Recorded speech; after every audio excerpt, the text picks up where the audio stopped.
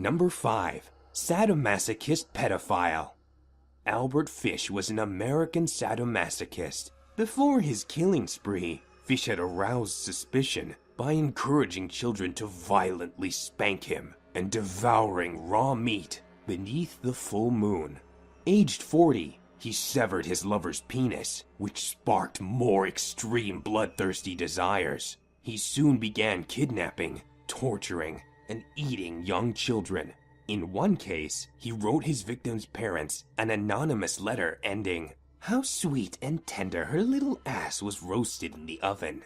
Police traced the letter and detained him.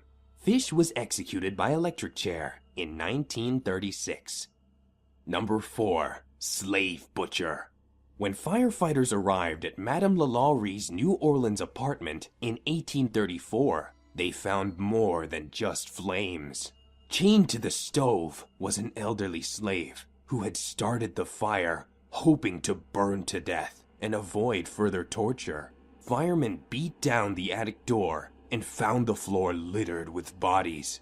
Slaves with mouths sewn shut, full of animal dung, and others hanging from their ears with open wounds teeming with maggots.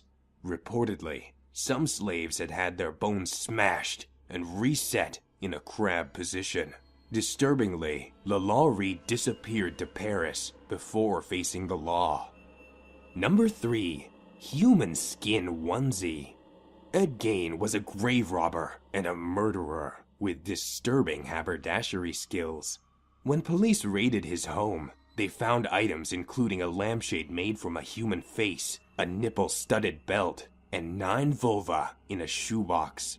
Gain's desire to create a onesie from human flesh led him to skin at least 15 female bodies and make leather with the bounty. In 1957, police linked Gain with a missing woman. When they raided his home, they found her headless body hanging from a meat hook above a table propped up by shin bones. Gain was committed to a mental health institution and died incarcerated in 1984. Number 2. Tongue-tied. Andrei Chikatilo was a Soviet serial killer. Aroused by violence, he sexually assaulted, murdered, and mutilated at least 56 women and children between 1978 and 1990, although there were several male victims too. Typically, Chikatilo would lure victims from train stations before enticing them to deserted woodlands to launch his attack. After his 1985 confession, Chikatilo admitted that he frequently bit off victims' tongues, lips, and genitalia before they died. He had a state execution in 1994. And finally, number 1, the beggar hunter. In 2000, a Pakistani judge found Javed Iqbal guilty of 100 deaths. They sentenced him to be strangled in front of victims' families, cut into 100 pieces, and dissolved in acid.